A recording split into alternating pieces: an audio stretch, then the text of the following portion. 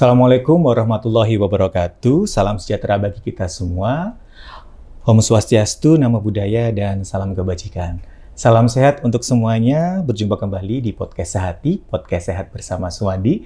Bersama saya Anam, yang dalam beberapa waktu ke depan kita semua akan mendapatkan informasi yang sangat penting dan menarik yang wajib diketahui oleh sobat sehati kalian, khususnya untuk sobat sehati yang memiliki keluarga dengan riwayat jantung ataupun ada masyarakat sekitar yang membutuhkan pertolongan pertama untuk pasien jantung. Dan sobat sehati sekalian, perlu diketahui bahwa tanggal 29 Oktober merupakan Hari Stroke Dunia, yang pada tahun 2025 ini Organisasi Stroke Dunia atau WSO mengangkat tema yang menekankan pentingnya kecepatan penanganan pada penderita stroke. Dengan tema global yang diambil adalah Every Minute Counts atau setiap menit yang berharga, atau sering juga disebut dengan Every Minute Matters. Dan pesan utamanya adalah waktu yang hilang adalah kerusakan otak yang hilang. Semakin cepat bertindak, semakin besar peluang kesembuhan total atau meminimalkan kecacatan. Dan saat ini hadir bersama kita semua, beliau adalah Dr. Kanti Ismayani, spesialis neurologi dan juga merupakan Fellow of the International Neurointerventional Academy. Dan beliau adalah salah satu dokter spesialis neurologi yang ada di RSUD Dr. Muhammad Swandi. Selamat datang, dokter. Terima kasih. Bagaimana kabarnya hari ini, dokter? Alhamdulillah baik. Alhamdulillah baik. Baik, dokter. Sebelum kita memulai membicarakan terkait dengan stroke ini, dokter, untuk di Surabaya sendiri ini, untuk pasien dengan kasus neurologi ini, tinggi nggak sih, dok? Khususnya di RSUD Dr. Muhammad Swandi, dok? Iya, terima kasih Mas Anam. Jadi, tadi sudah disebutkan bahwa tanggal 29 Oktober diperingati sebagai Hari Stroke Sedunia. Betul. Kenapa sampai diperingati? Ini berarti kan sangat penting. Ya, jadi stroke itu merupakan penyakit nomor 1 penyebab kecacatan di dunia dan penyebab kematian nomor 3 di dunia. Jadi cukup banyak pasien-pasien sekarang ini yang terserang stroke. Dari mulai dulu mungkin dikenal stroke ini penyakit tua, karena pasien-pasien yang terserang adalah pasien-pasien dengan usia lanjut. Tetapi yang terakhir mungkin baru 1 bulan yang lalu, Mas Anam, termuda pasien stroke di Rumah Sakit Swandi berumur, Mas Anam mungkin mau menebak? Waduh, apakah sudah sampai di tahap usia 20-30-an, dokter? No, 19 tahun. 19 tahun iya. Sudah terkena stroke. Jadi pasien ini mungkin masih bersekolah bahkan. Jadi belum masih SMA ya, dok, masih SMA. Dan sekitar, kalau di Rumah Sakit Swandi sendiri, mostly mungkin sekitar 95% pasien-pasien rawat inapnya adalah kasus-kasus stroke. Berkaitan dengan stroke ya, dokter? Berkaitan dengan stroke. Sisanya baru penyakit-penyakit di luar stroke. Jadi artinya semakin hari penyakit stroke yang dikenal sebagai penyakit metabolik ini semakin banyak dan bisa menyerang di segala lapisan usia. Gitu. Oleh karena itu dunia kedokteran, dunia medis, para tenaga ahli itu mulai mengembangkan banyak hal, termasuk treatment maupun diagnostik dalam rangka penanggulangan stroke. Baik, berarti kalau misalnya yang dulu istilahnya stroke itu adalah penyakitnya orang tua, penyakitnya lansia, atau penyakitnya orang-orang yang sudah berumur gitu, dok ya. Yeah. Semakin berkembangnya teknologi mungkin juga, dok, dan juga berbagai macam asupan yang masuk ke dalam tubuh, sekarang tadi yang diinformasikan adalah umur 19 tahun sudah ada yang terkena stroke. Baik, dokter. Mungkin ini, dok, sobat sehati juga ingin mengetahui mungkin dasarnya dulu nih, dok, biar nggak salah sangka. Jangan sampai orang yang, oh kamu kena stroke, gejala apa kena stroke, supaya tidak ada self assessment gitu ya, dok ya. Sebenarnya stroke itu seperti apa sih, dok, dan istilah stroke itu diartikan itu seperti apa, kemudian mengapa penyakit ini itu juga seringkali menyebabkan kematian ataupun cacat gitu. Jadi kan istilahnya kalau kena stroke biasanya separuh bagian tubuhnya mengalami kelumpuhan gitu ya, dok. Jadi definisi awalnya itu seperti apa sih, Dok? Ya mungkin kalau dari bunyinya itu stroke hampir sama dengan stroke. Kalau di Stroke. Indomaret kan minta stroke-nya, Mbak. Oh iya, Dok. Ini Betul. berbeda ya. Jadi stroke itu dulu dikenal sebagai istilah cerebrovascular accident. Accident Oke. itu sama dengan kecelakaan. Mhm. Kenapa kok disebut kecelakaan? Karena dia ini berlangsung atau terjadi mendadak, tidak ada tanda-tandanya. Dia seperti orang kecelakaan mungkin pagi masih bisa bersepeda loh, ternyata kok tiba-tiba jatuh, tiba-tiba keserempet dan sebagainya. Sama dengan stroke, pagi mungkin masih bekerja, sorenya ternyata sudah ada kelemahan atau sudah ada penyakit. Jadi sebenarnya ada 4 yang selalu kita tekankan, bahkan ke adik-adik mahasiswa, ke perawat-perawat, itu cukup mudah mendiagnostik stroke sebenarnya. Yang pertama itu adalah ada gangguan saraf. Kalau dibahasakan, ini ada singkatannya. Kalau dalam bahasa Inggris itu FAST, F-A-S-T, FAST. Face itu, F itu face, berarti kemungkinan bisa ditemukan adanya wajahnya miring. Oke. Yang kedua A itu arm. Kemungkinan apa yang ditemukan, gerakannya ada kelemahan, dan kelemahannya satu sisi tubuh, tangan dan kaki kanan atau kiri. Kemudian apalagi S itu speech atau bicara. Bicaranya kok mendadak pelo atau jadel, tidak jelas, atau mungkin tidak bisa bicara. Kemudian yang terakhir T ini artinya harus segera ke rumah sakit.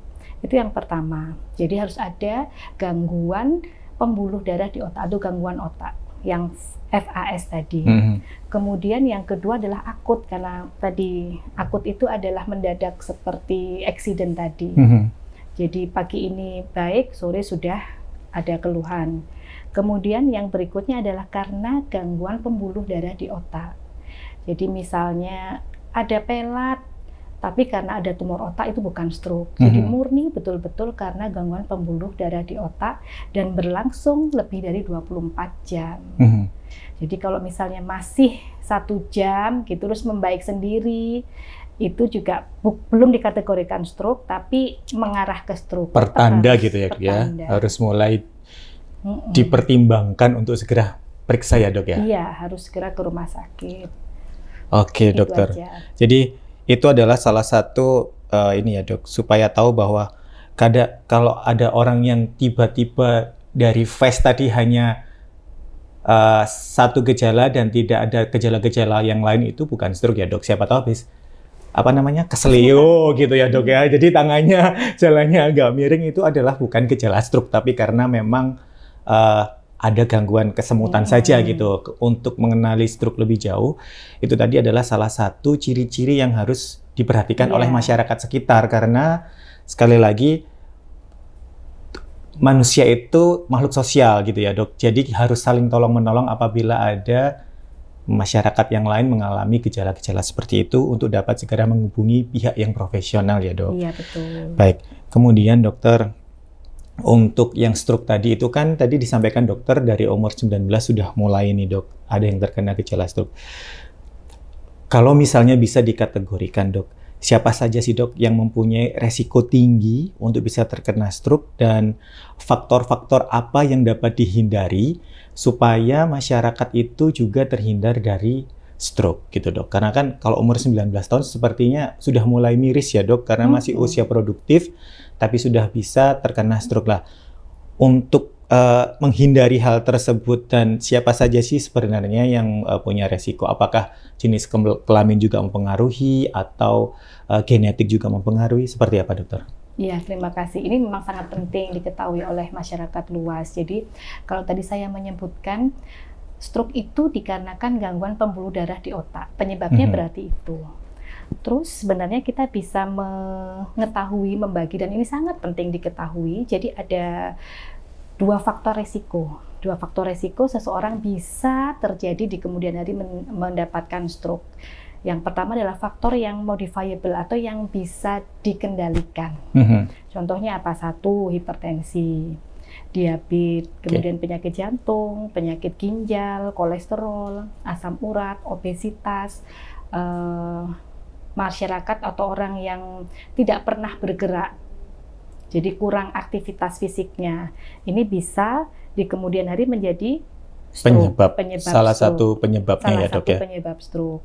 Kemudian tetapi ada faktor yang non modifiable, jadi memang kita tidak bisa merubah. Salah satunya tadi Mas Anam sudah menyebutkan betul, ada gender atau seks. Jadi laki-laki lebih banyak dibandingkan perempuan yang terkena stroke. Baik. Genetik juga mempengaruhi, kemudian beberapa ras seperti kulit hitam itu juga lebih besar resikonya terkena stroke. Oke, berarti kalau misalnya dari genetik sendiri nih dok ya, apakah bisa diketahui lebih awal dok? Jadi misalnya saya, naudzubillah min dzalik gitu ya. Saya kok jadi takut sendiri. Jadi misalnya ada masyarakat gitu ya dok ya, mengetahui bahwa ada keluarganya yang terkena stroke. Apakah seseorang itu bisa mengetahui bahwa dia memiliki genetik stroke itu sendiri? Apakah ada pemeriksaan awal atau itu hanya sebagai penanda bahwa harus memulai hidup sehat untuk menghindari resiko genetik tersebut, dok?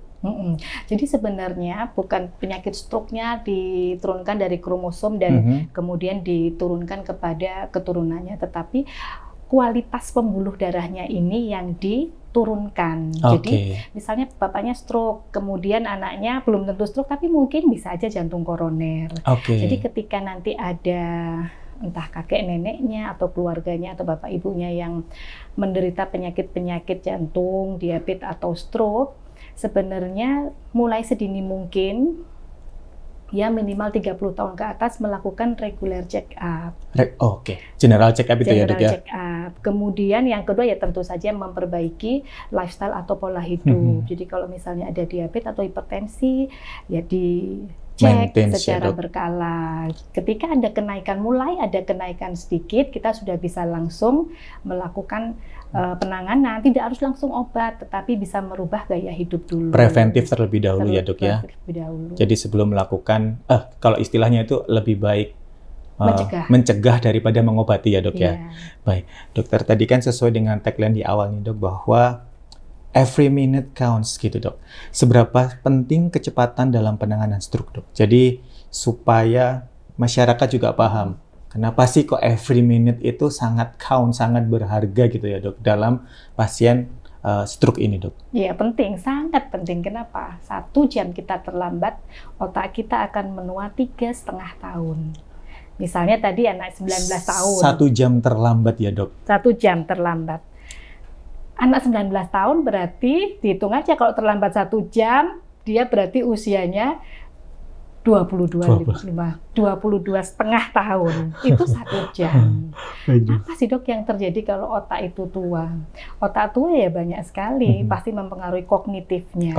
Yang seharusnya dia masih bersinar, istilahnya sangat produktif, bisa melakukan banyak hal, pasti akan berkurang. Kemudian yang kedua, kalau mungkin lihat orang yang sudah sepuh itu buyuten, itu bisa terjadi. Padahal usianya masih muda, kok sudah buyuten, kok jalannya lambat seperti kakek-kakek. Kemudian judgement, cara memutuskan masalah, konsentrasi, fokus, dan sebagainya pasti akan semua terpengaruh ya dok ya? Terpengaruh. Sedangkan otak kita ini kan kayak seperti komputer atau CPU dalam tubuh kita. Semua hal dikendalikan oleh otak. kita. Kita berbicara, kita bergerak, ini semua adalah komputer di kepala. Jadi memang sangat vital. Seberapa cepat harus ditangani? Tadi kan 1 jam terlambat itu bisa mempengaruhi fungsi otak 2,5 tahun lebih tua istilahnya ya dok ya.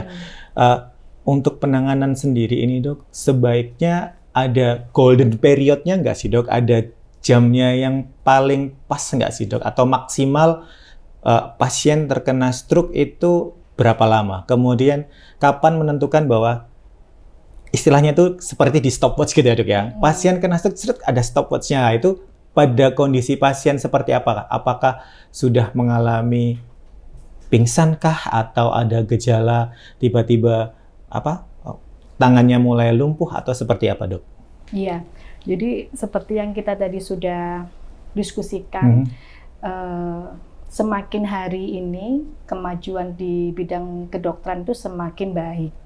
Jadi dulu mungkin 20-15 tahun yang lalu penyakit stroke itu seperti penyakit kutukan, jadi tidak bisa sembuh. Bahkan ada tagline sekarang, stroke is treatable, jadi bisa diobati. Ada obatnya. Dulu kalau ada stroke ya sudah diterima, lumpuh ya di fisioterapi. Tapi sekarang ini kita sudah ada obat khusus. Jadi kalau misalnya terjadi stroke, ada penyumbatan di pembuluh darah yang tersumbat masih bisa dijebol, istilahnya dibuka penyumbatannya dengan obat yang cukup dimasukkan melalui pembuluh darah tepi ini. Jadi sama-sama kayak kita pasang infus, ini kan di pembuluh darah yang kelihatan ini, itu bisa memakai obat, tapi memang ada window periodnya atau ada golden period tadi, di mana waktunya hanya 4,5 jam, mulai dari pasien merasakan gejala sampai obat masuk.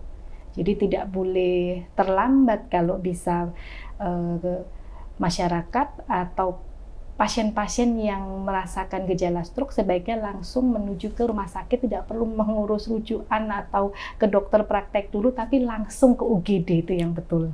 Gitu ya dok, berarti golden period tadi yang disampaikan oleh dokter adalah pada saat pasien itu mengalami phase tadi ya dok ya? Iya. Phase, arm, speech, dan juga time. Itu yang harus diketahui oleh masyarakat secara umum sebaiknya ya dok ya. Karena bisa jadi tidak hanya terjadi pada dirinya sendiri, siapa tahu kita juga mengetahui hal tersebut di masyarakat atau keluarga, kita bisa langsung segera mengambil tindakan. Menyinggung yang terakhir tadi dok, dokter tadi menyampaikan bahwa sebaiknya langsung dibawa ke UGD.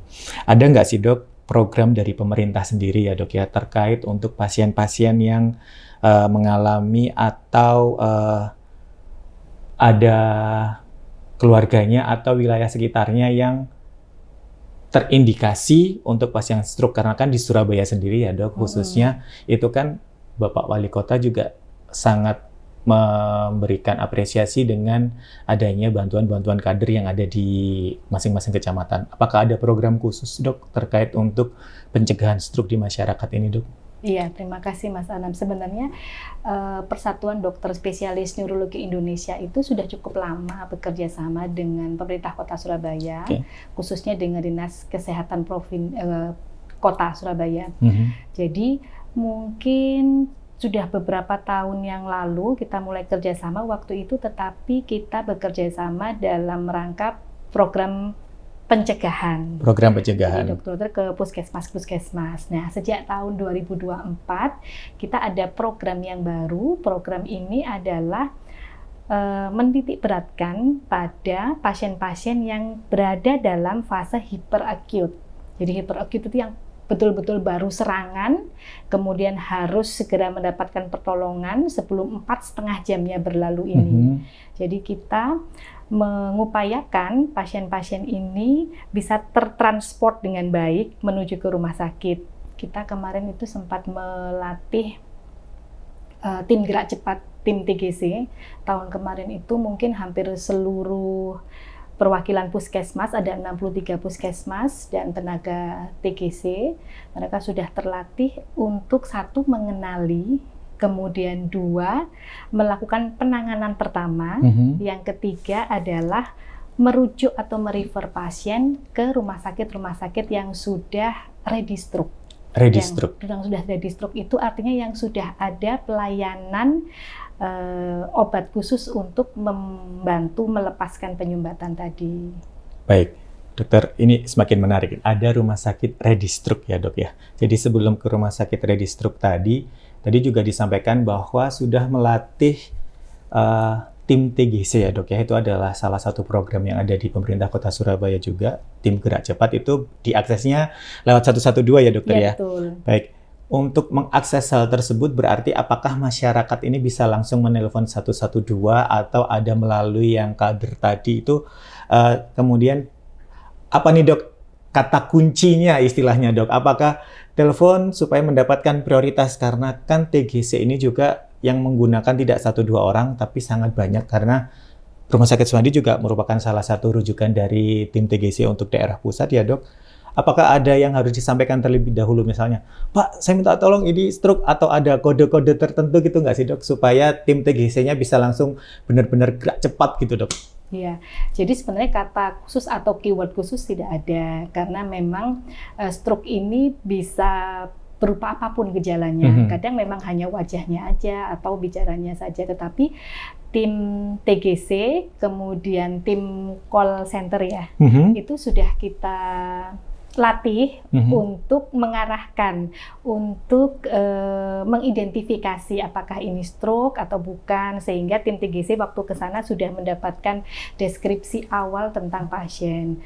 Kemudian menyangkut yang program pemerintah tadi, itu 2024, ini akan kita kembangkan di 2025 ini, Mas Anam. Jadi kalau kemarin hanya tim TGC, dengan 6 rumah sakit yang bekerja sama waktu itu di dalam lingkup Dinas Kesehatan Kota, sekarang tahun ini insya Allah menjadi 12, akan diperluas lagi dengan masing-masing wilayah Surabaya Utara, Pusat, Timur, itu masing-masing diwakilkan 2 rumah sakit, sehingga lebih banyak pilihan untuk tim TGC mengantar ke rumah sakit Redistroke sesuai dengan lokasi pasien.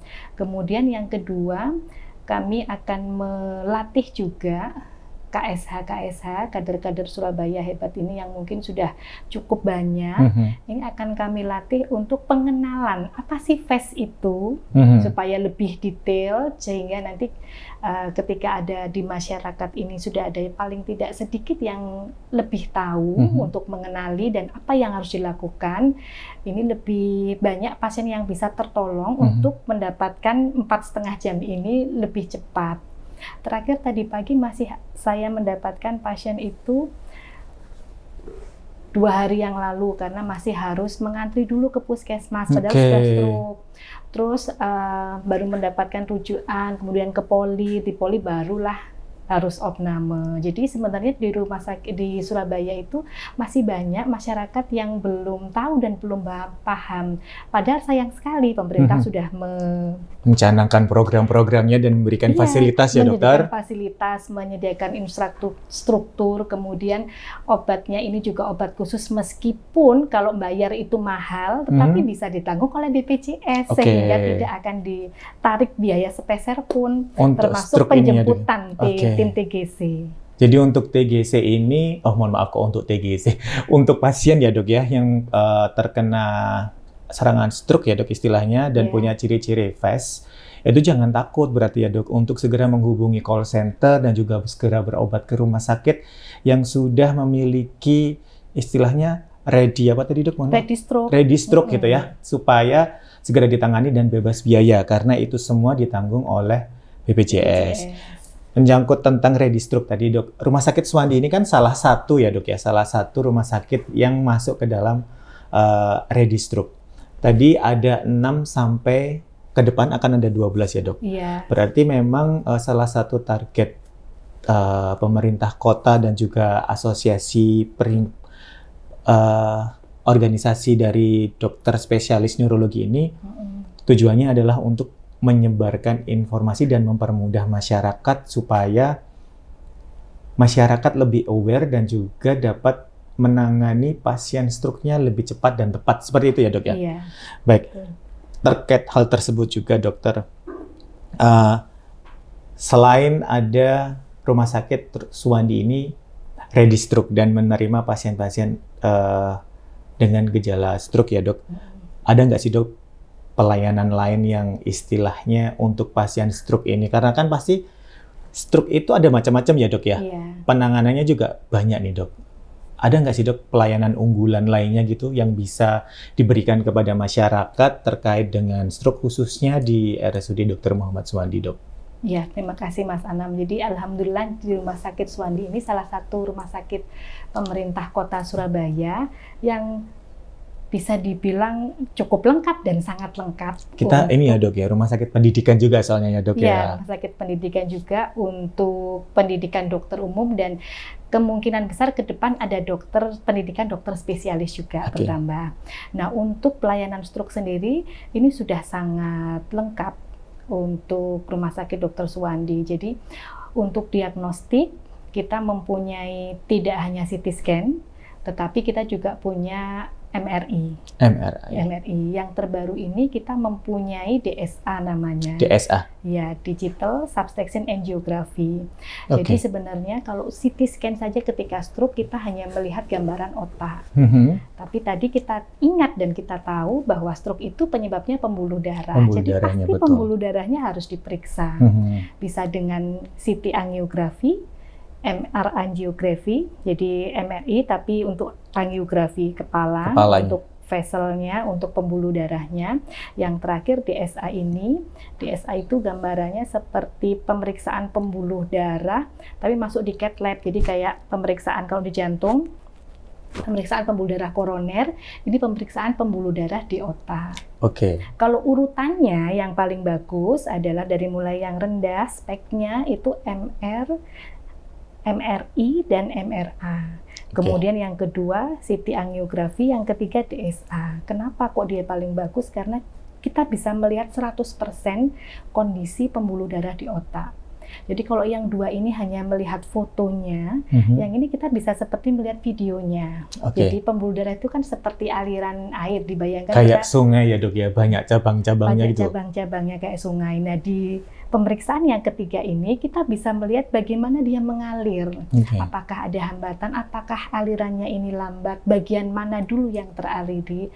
Makanya dia bisa sekitar 95 sampai 100% untuk mendiagnostik.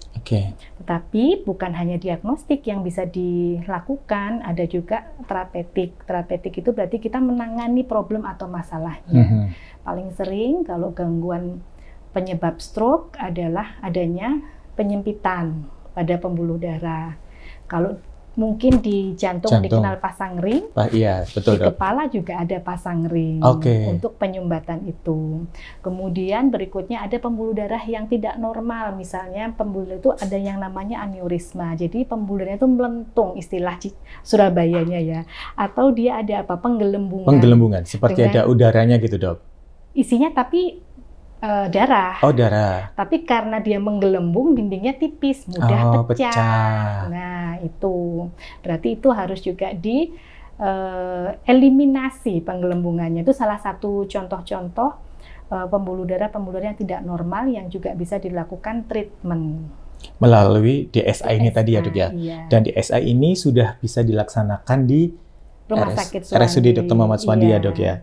Gratis nggak sih dok? Nah, ini sampai sekarang ini memang masih bisa dinikmati oleh masyarakat atau pasien-pasien umum karena kita sedang berproses untuk BPJS-nya. Jadi mohon doanya masyarakat Surabaya dan Mas Anam, semoga Rumah Sakit Suwandi segera mendapatkan ACC dari BPJS dan bisa melakukan pelayanan DSA lebih luas lagi untuk masyarakat Surabaya. Jadi untuk DSA ini sendiri untuk saat ini masih dalam proses pengurusan ya dok ya, karena untuk bisa mendapatkan layanan gratis untuk masyarakat mulai BPJS itu ada prosesnya. Tidak serta-merta kita punya layanan, kita langsung gratis gitu ya dok ya. Jadi untuk saat ini masih menggunakan pasien umum ya dok, atau asuransi swasta.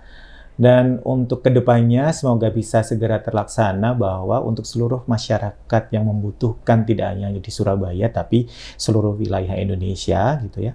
Kalau misalnya membutuhkan layanan DSA itu bisa datang ke RSUD Dr. Muhammad Suwandi. Mungkin yang sebelum terakhir ya dok, untuk pelayanan DSA ini sendiri dok, untuk pasien yang seperti apa sih dok yang biasanya memerlukan DSA? Maksud saya, apakah orang dengan gejala awal stroke itu baru mendapatkan DSA atau untuk pasien yang sudah terkena stroke? Jadi istilahnya yang sudah ada tanda-tanda phase-nya atau yang sudah pasca terkena stroke yang bisa menikmati atau mendapatkan layanan DSA yang ada di RSUD Suwandi dok?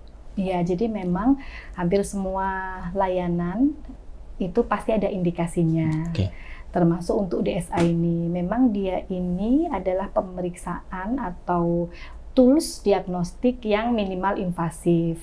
Tetapi meskipun minimal invasif tetap ada resiko, ada komplikasi. Oleh karena itu tetap kita berpegang pada indikasi yang kuat. Apa saja sebenarnya atau siapa yang bisa dilakukan DSA ini? Yang pertama, pasien stroke. Pasien yang sudah terkena stroke ya dok ya? Iya, yang sudah terkena stroke. Atau yang kedua, stroke berulang bolak-balik. Yang ketiga, stroke pada usia muda. Kita harus betul-betul mencari apa kausanya supaya kita mencegah rekurensinya, supaya tidak kambuh lagi. Kemudian pasien dengan nyeri kepala yang kronis dan tidak ditemukan apapun dari CT scan, MRI. Kemudian sama dengan pasien vertigo atau ini yang tinnitus itu berdenging, telinga berdenging. Setelah dilakukan pemeriksaan yang tidak invasif, CT scan, MRI kok tidak ketemu, itu bisa kita lakukan dengan DSA. Ada banyak sebenarnya, tapi intinya adalah penyakit-penyakit yang curiga ada kelainan pembuluh darah di otak. Baik, itu untuk pasien umum ya dok, itu apakah harus mendapatkan rujukan terlebih dahulu atau apabila sudah punya riwayat pernah sakit stroke atau pemeriksaan awal tadi atau misalnya dari hasil general check up memerlukan tindakan lanjutan itu bisa langsung mendaftar atau seperti apa dok? Ya, pasti semua harus berkonsultasi dulu. Jadi ada pemeriksaan awal, kemudian kalau memang sudah melakukan pemeriksaan penunjang sebelumnya, tetap akan kita evaluasi dan akan kita diskusi saat waktu kontrol itu. Jadi memang tidak bisa langsung seperti mendaftar laboratorium. Iya. Jadi memang harus ketemu sama dokter Kanti dulu, ngobrol dulu, nanti hasilnya seperti apa, baru nanti bisa ditentukan proses pengobatannya menggunakan apa gitu ya dokter ya.